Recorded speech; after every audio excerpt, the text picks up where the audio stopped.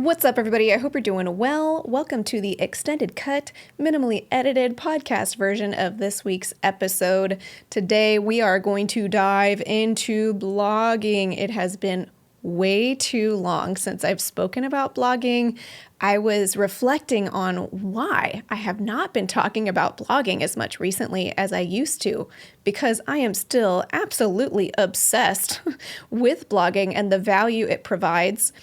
And I think part of the reason why I haven't spoken about it in so long is because so many therapists are kind of like allergic to blogging. It feels scary because writing and publishing online is already a scary thing. And then when you layer on top of it kind of the overwhelm of the technical tools related to optimizing for SEO and marketing your practice and trying to feel like maybe you need to come across like an expert and how to speak in a way that is kind of academically correct or whatever other pressures might be there, it's just easier to not do it. And then those of you who set forth to say, I'm going to do it, may spend so long working on a blog post that it just never gets published. So today I want to offer some tools to simplify the process of blogging, because though I don't think blogging is necessarily like the end-all be-all for every single therapist out there in private practice, I think there are so many therapists out there for whom blogging would be an excellent fit, but these barriers are just keeping you from accessing the benefits of blogging. So I'm speaking to you today, and hopefully you feel empowered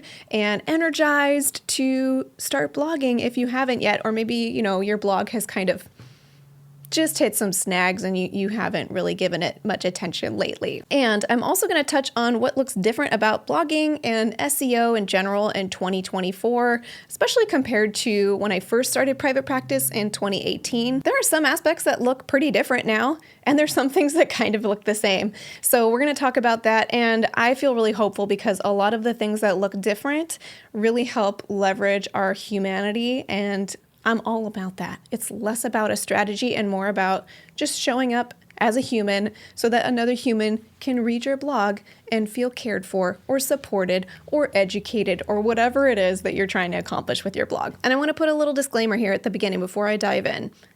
Blogging is not the only end-all, be-all marketing strategy for every single therapist. Fortunately, there are so many ways you can go about marketing your practice, and I think there are a lot of folks for whom blogging just isn't, it's just not it for you. And that's so okay. Like, don't hear this episode and take it as like a sign that you must do something if it's not the best fit for you. So I just want to emphasize that there are so many ways you can fill your practice.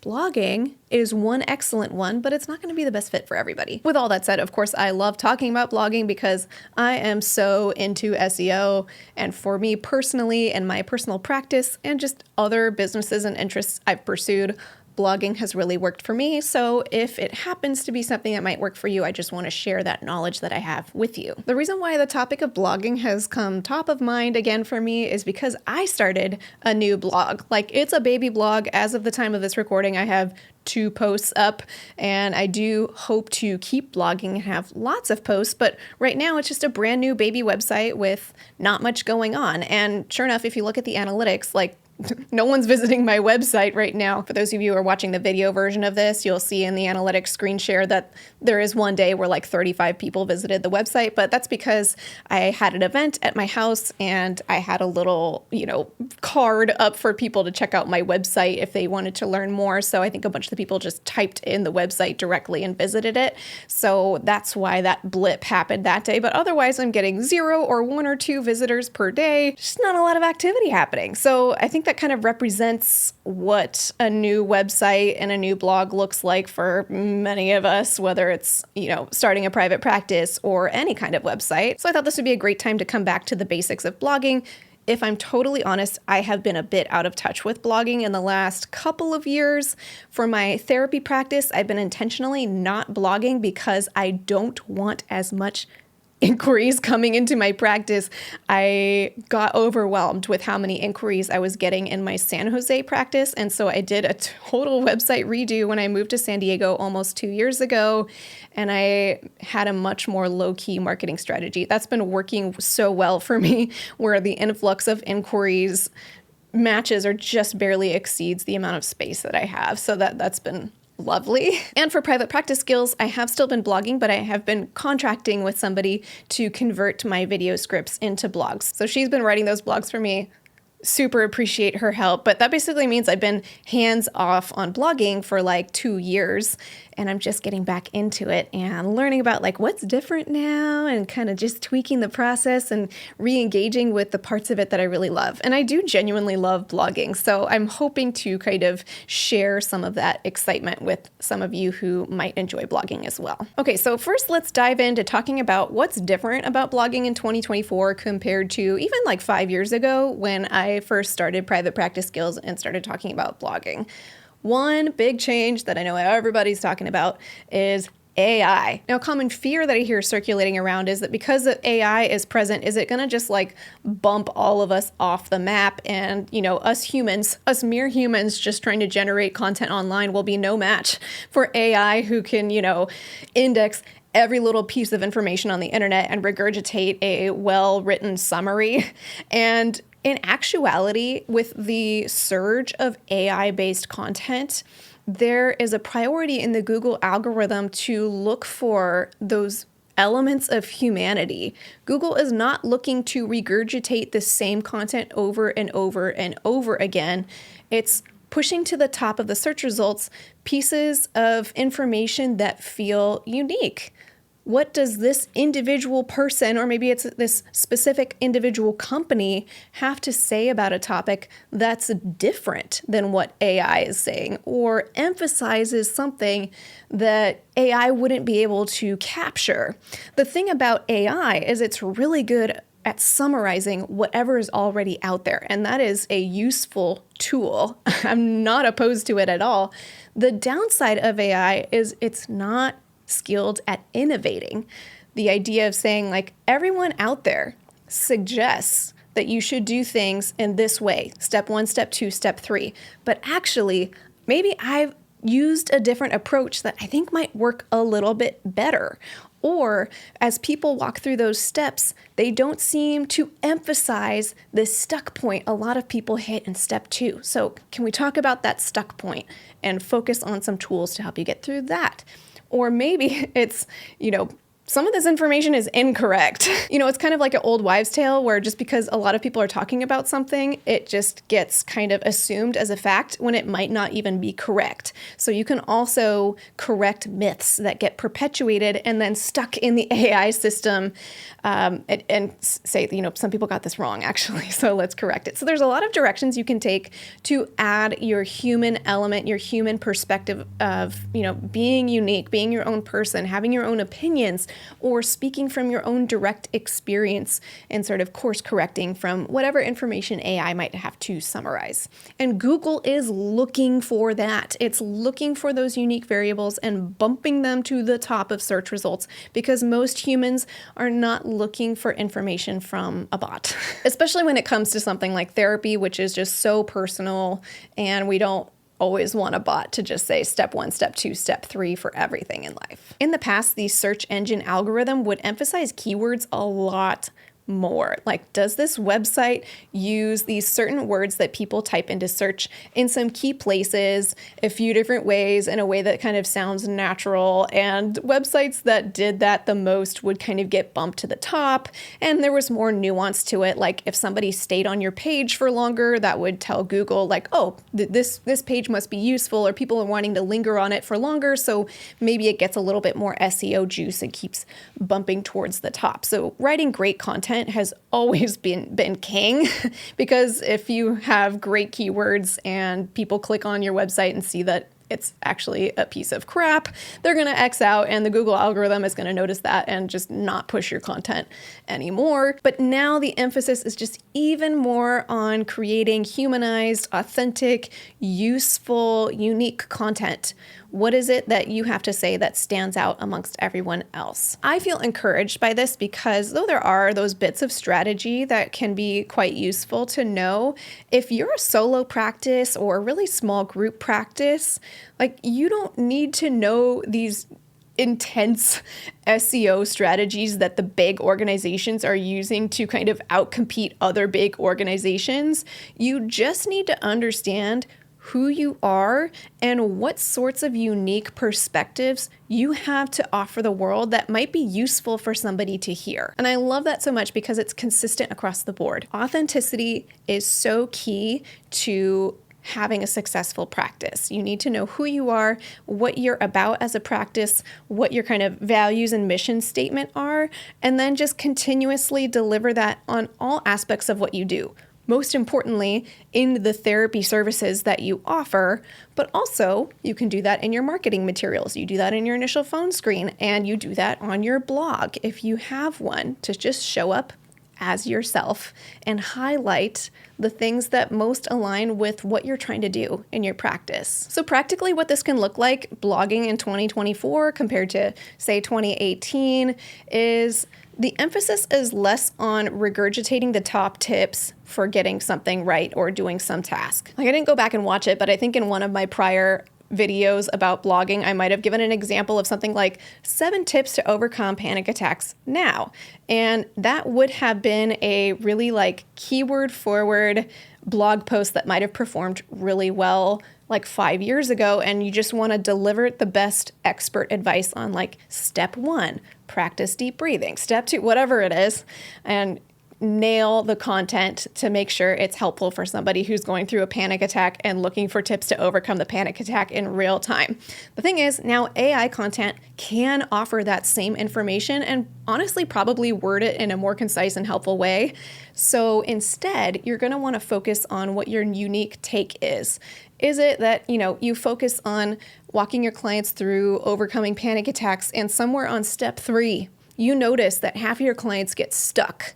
And so you're going to make now a whole blog post about how to overcome this stuck point, because whenever you start, I'm just making stuff up, whenever you start practicing that deep breathing, you notice that you start feeling nervous about your heart rate increasing. And so here's some extra tools to help you move through that nervousness so that you can still overcome your panic attack. I hope that made sense. I'm just kind of making stuff up on the fly. Or again, as I mentioned, there might be rhetoric that's just not aligned with reality. So an example is a video I made, I think a couple weeks back. I talked about my own history of growing up in a narcissistic household. And somewhere in that video, I mentioned something like, narcissism seems to be trending right now. A lot of people are talking about it, but a lot of the information that's out there is rather inaccurate about how that diagnosis presents. So here, I'm going to talk a little bit about my experience growing up in a narcissistic household, which might sound a little different than some of the stuff you'd find out there. So that category of correcting inaccurate rhetoric is super helpful. So if you're catching that happen in your niche, that could be a great thing to blog about. So I'll give an example of that from the blog I'm writing right now. The blog I'm writing about is about wildlife gardening in California, particularly using California native plants. And I just started a blog post talking about a particular type of lawn alternative that I planted in my yard that is native and drought tolerant and, honestly, a whole bunch of other amazing things in my opinion, which is why I'm writing a blog post about it. And one piece of information that I just see circulating in a lot of websites talking about this plant that I'm using as a lawn alternative is that across the board, almost everyone says that this lawn alternative is not a great idea for people with dogs or little kids or just generally walking all over the lawn quite a bit. Meanwhile, I have a golden retriever, 70 pounds. She loves running around in this lawn alternative all day long. And I have an almost 3-year-old and almost 5-year-old who also love running around in the lawn. And it's growing and it's happy. Maybe it would grow a little faster or something if I didn't have any creatures running all over it. But it's holding up way better than if I planted a traditional lawn, and certainly way better than if I watered a traditional lawn as little as I'm watering this alternative lawn. So I'm emphasizing this point in the blog post that actually this lawn alternative is way more bulletproof than people let on. Somehow this kind of myth has sort of come up somewhere and then it just keeps getting regurgitated. Somebody put it on their plant info website, and so somebody else referenced it in their info about that plant, even though they maybe didn't test it out themselves. They just took the other person's word for it, and then it just keeps getting recycled. And this is the kind of issue that can come up with summarized content from AI. Because AI is also going to say, yep, this lawn alternative is not good for kids and dogs because that's what it found online, but I actually tested it out, and for me, it's working great with kids and dogs. So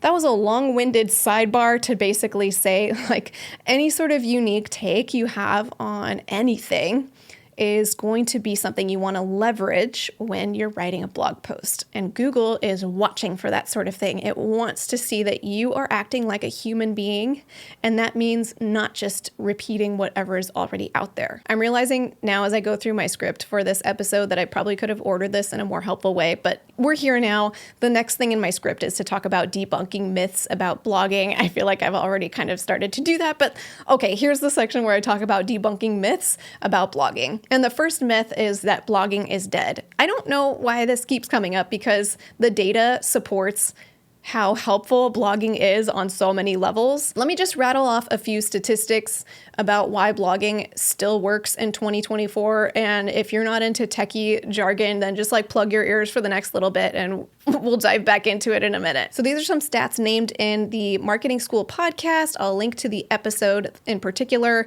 below in case you want to listen to it. But they asked whether blogging is still worth it in 2024, and they surveyed 1 million websites. And these are the statistics they found about websites that have a blog. So they found that websites with a blog have 79% more search traffic compared to websites that don't have a blog. So that's people showing up on your website because they found you in a Google search.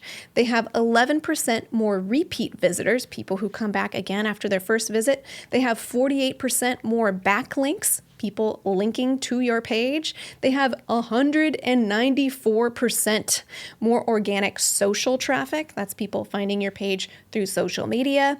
And they have 39 more seconds spent on your website on average. That's just how much time somebody spends on your website.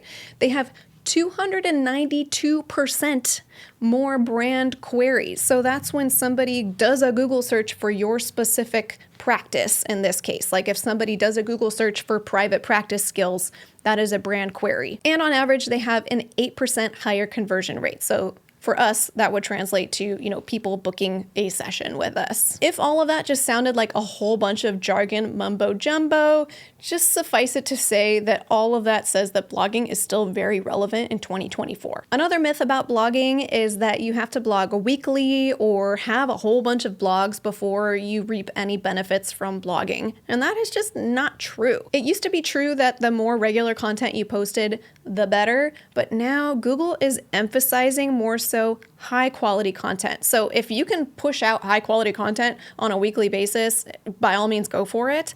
But if you could put a higher quality piece out, if you just wrote one blog a month or even one blog a quarter, that's going to be so much more valuable than just pushing out content if you're kind of cutting corners to make that frequency happen. Even if all you have on your entire website for the duration of your practice existing is one blog post, it is still so helpful because potential clients who are kind of on the fence, like they think they're going to book with you, but they're not quite sure yet, are very likely to click on that one blog post, and they're going to get more of a feel of what it's like to hear you talk, what sorts of things are important to you, and things like that. And that's really going to help them build trust with you. So even if it doesn't show up in search results, it's still super helpful, and it may still show up in search results. You'd be surprised, especially for little old us, solo practice owners or very small group practice owners. There's not like tons of big companies to compete for space in the Google algorithm from, except the really big companies that we will not mention the names of that have all the like sponsored space at the top of Google search results. But if somebody is looking for a local practice, it's all small businesses. So we don't necessarily need a whole bunch of content on our website in order to start to be competitive in the search results. Another myth I'd like to debunk is that your blog post needs to offer the ultimate expertise on whatever topic it's speaking to, or needs to kind of have all pertinent information relevant to that topic. Now, this ties back again to something that I was saying earlier about how AI-generated content makes it so much more accessible to get expertise about so many different things. And so when you approach blogging, especially now in 2024, you do not necessarily need to present yourself as the expert. Now, of course, you're going to have some level of expertise because you've gone through all of this training as a therapist, but I mean, like, you don't have to present yourself as like, I have the ultimate expert information that's available out there on this particular topic that I'm speaking to.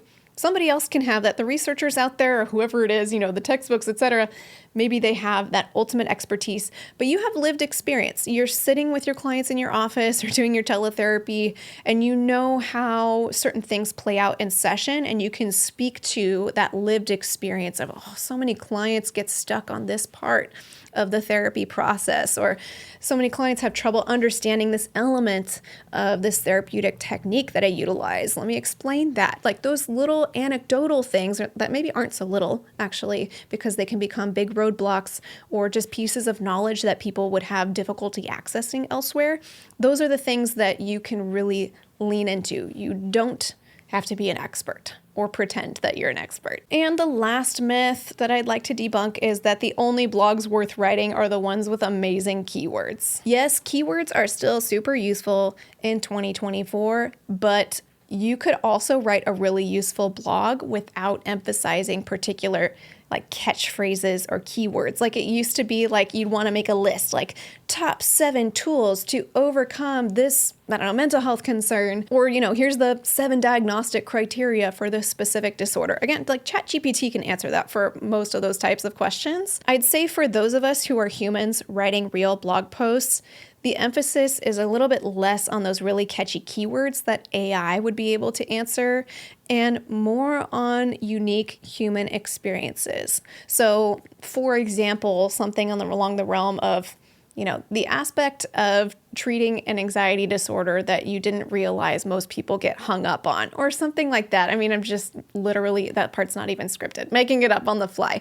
But finding those nuances that AI might not realize, or the internet may not be continuously regurgitating in its summaries, that might be so helpful. And the Google algorithm will still pick up on that kind of language and say, this looks unique and helpful, even if it's not that trendy keyword. So you can still write great blog content that still shows up in search results, even if it's not that ultimate keyword, whatever. And by the way, if you don't know what I mean when I'm talking about keywords, it's okay. It's not even relevant for this particular episode. I do have prior episodes about that. So I'll make sure I link to all my blog related episodes from the past here, because the things that I talk about there still are relevant. They haven't gone away. They're just kind of shifting emphasis. So now that we debunked some of the myths about blogging in 2024, I thought it might be helpful to offer a few tips if you would like to try your hand at blogging, but you just find yourself getting stuck. It's like you thought you were going to write a blog, but it's just not happening. It hasn't been published yet and some time has passed.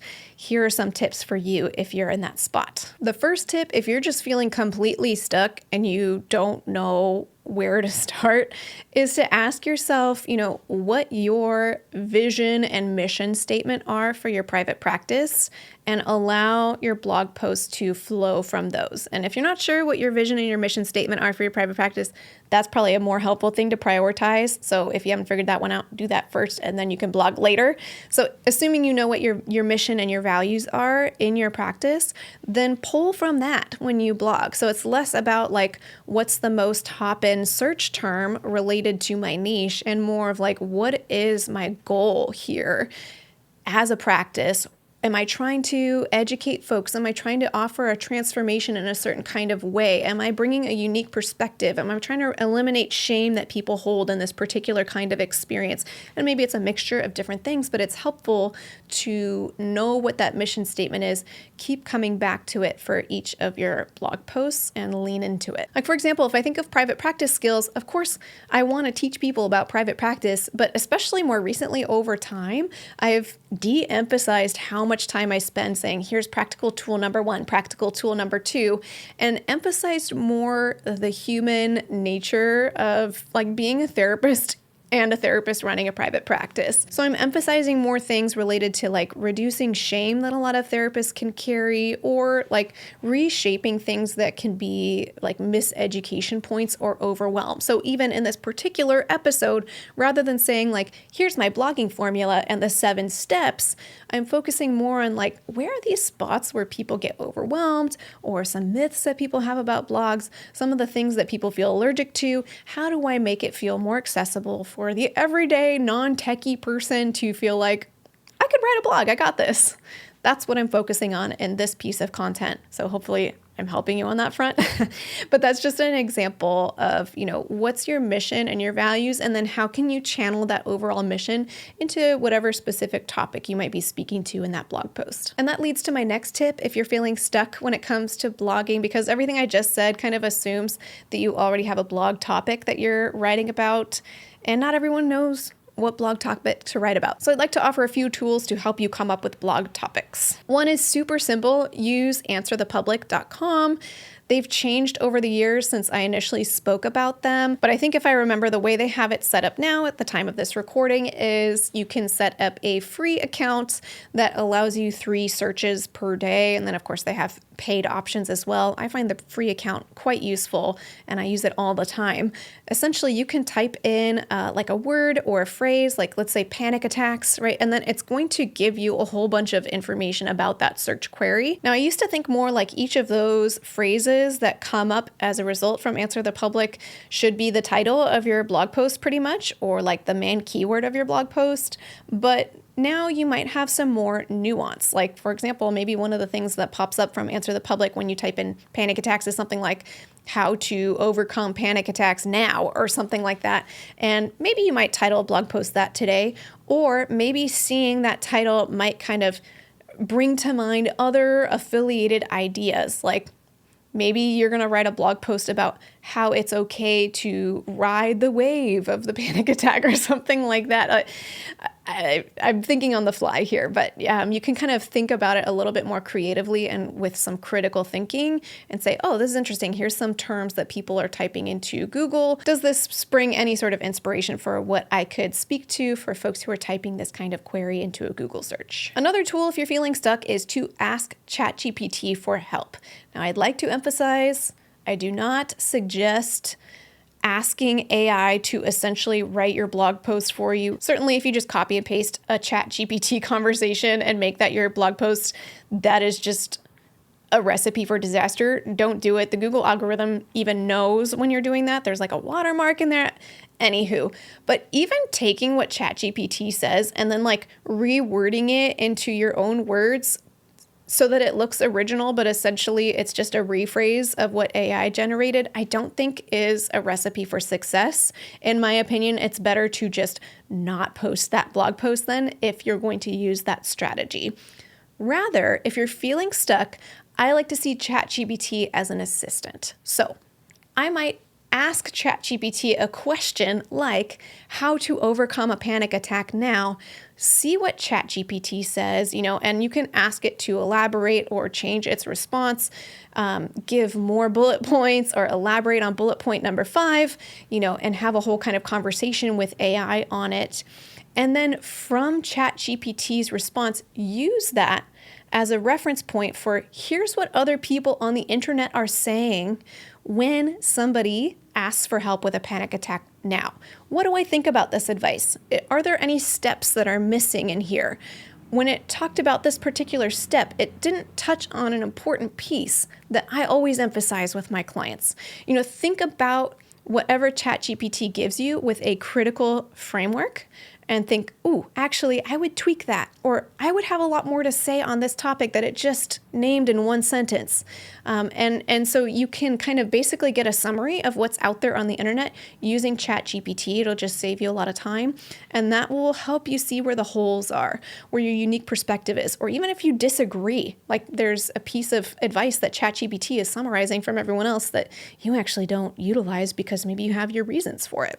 So that's a great way to utilize AI in a way that then you can write your very own original content without just regurgitating the same stuff that's already out there, because that's not innovative in any way. Another tool, if you're feeling totally stuck with blogging, is assuming you have some general topic in mind, you can sit down with a friend and just talk about that topic out loud and record a voice memo while you're talking it through. Or you can, even if the friend is remote, you can just record a voice memo and, text it to your friend or something like that. just so that you can get your mouth talking, because the way our brains work when we're using our mouth to talk is different than our brains work when we're putting pen to paper or typing on a computer. So if you're feeling total writer's block when you're sitting at your computer, then that's just a way to kind of access a different tool to see what your brain has to say about a certain topic. And you can either listen back to the voice memo and then get inspiration from it and start typing, or you can even use a service to transcribe whatever your voice memo says into text, and then you can edit the text into a blog post. There's services that do that. I don't have any information on like what the most up-to-date services are. I've been using the same one now for like 6 years, so there's probably better ones out there, but I'll link to the one I've been using just in case you need a reference point for how to transcribe an audio into text. So that's also a tip you can use. Another tip if you're feeling stuck with blogging is to set a goal to have your first blog post be just super not perfect, like on purpose. Make a not great blog post. And yeah, you might say like, is that going to ding me in the algorithm? Like, don't copy and paste AI stuff or somebody else's blog, or do something that's like shady in internet land that's going to really ding you in the algorithm. But your first blog post might be super short. It might be, hello, I'm Marie Fang. This is my first blog post, and so I'm just going to introduce myself really quickly, and I look forward to seeing you in the next blog post. Like, that's not a great, quote unquote, great blog post when it comes to like showing up in search results and, offering helpful content and all of that. But it does help you rehearse writing the blog post, clicking publish, and kind of having this now neural pathway in your mind for like, this is what it's like to publish a blog post, so that the next time when you sit down to write a slightly less imperfect blog post, you've already rehearsed kind of going through the vulnerability of like writing something and clicking publish, and it'll get a little bit easier every time you do it. And yeah, every time you write a blog post, it'll get better and better and better. Just like with everything, when we practice, we tend to improve over time, or at least it feels easier over time. Now, another tip if you're feeling stuck with blogging is if you have like absolute complete writer's block, you have absolutely no idea where to start, then just try a free association journaling exercise. This is not something you're going to publish. This is for your own personal reference. But again, whether you write it down or you record a voice memo, just start rattling off whatever comes to mind, not thinking like a blogger, but thinking like a therapist running your specific private practice. Like, just talk out loud or write down free associatively about what you're passionate about as a therapist, why you're doing this work that you're doing, how you think you can help people, what are some of the common ways you see your clients tend to get stuck in some of the areas that you focus on, ways that you really hope to help people. Just rattle off whatever comes to mind. No filter. Don't think about it with the like, I'm writing a great blog post filter. Just talk about it. Because I think what happens for a lot of us is we get into that mindset of like, I'm writing a blog post, and then we just completely lose access to all of our creative thinking skills because there's so much pressure on whatever this great blog post thing is supposed to be, when really it just needs to be an authentic representation of things we care about, things that we can genuinely offer into the world that's helpful. And whatever you're doing with your clients that's helpful can also probably be repackaged in a blog post it's not therapy, but you can still offer some helpful tools for people in a blog post. So that's what we're getting at. You can just extrapolate from whatever you wrote about or spoke about in your voice memo to see if there's any helpful blog posts kind of lurking in there. And another tip to help you get unstuck is to try to pick a really easy thing to talk about for your first blog post or second blog post. So this is a little expanding on the one that I said about like, try to make your first blog post imperfect and just like talk about whatever willy-nilly, like, hi, I'm Marie Fang, like, here's what I'm about. But your first blog post where you're genuinely trying to offer some helpful content around a certain topic, pick something that feels easy for you. Don't pick something that you feel like you have to research a bunch or that's really, really complicated, so you're going to have all this kind of lengthy caveats. Just pick something really, really simple. Maybe it is one of those like 3 tips to overcome a panic attack now, or whatever it is, something that you feel like I can write about that. I can write that. That's in my back pocket. Like, no problem. I can just write it out, click publish, and just kind of get into the flow of blogging, because there's so many variables administratively when you're getting used to writing a blog that can create snags for people, that I don't also want the content itself to be something you get snagged on. So pick something really easy for you to talk about. Wait until blogging starts to feel more second nature to you over time to talk about some of those more complicated topics. So these are just a few tips that I can find helpful to overcome writer's block or getting stuck writing a blog. And I get that even with everything I just said, the whole thing can feel so scary. And I think that's normal. I mean, you're publishing something on the internet for whoever wants to see it to see. And I get that temptation that a lot of us can have to hide behind kind of like academic language, expertise, and those things have their place. But sometimes I think we can overly lean into those things as a way to kind of hide ourselves, right? I'm repackaging this content that I learned from a textbook. And that textbook knowledge is within you, and you carry it with you when you're being your authentic self. But if you use your genuine language, like how do you talk to clients when you're sitting in session, then it's going to come through much more authentically to the reader of your blog and also to Google. Like Google sees that stuff and loves it, pushes your content higher in the search results. So if you can overcome that fear and just choose to practice the challenge of vulnerability by being yourself as a therapist, but still being yourself, and publishing content that really sounds like you talking, then that's going to benefit all parties. And I think for you over time will also help you feel more confident and feel less scared just being yourself in public. Does that sound silly? That kind of sounds silly to say it out loud, but I do mean it. And at least I've felt that way in the past of like, I can't put that out there. That's like too just me, not like hiding between like, well, I don't know what. Anyway, we don't need to trail off on that today, but I just hope you feel empowered to be yourself, even if it feels totally scary while you're doing it. Do it scared. Whoever coined that phrase, it wasn't me, but it's a great phrase. Well, thanks for coming along for the ride with me to chitter chatter about blogging. I needed to get on my blog high horse again because I love it so much. Like now that I'm blogging again for this other blog, I'm just thinking about how valuable it could be for so many folks to put their voice out there. And it could even maybe be a creative outlet for you to share things that you have to share. Like, it could be fun.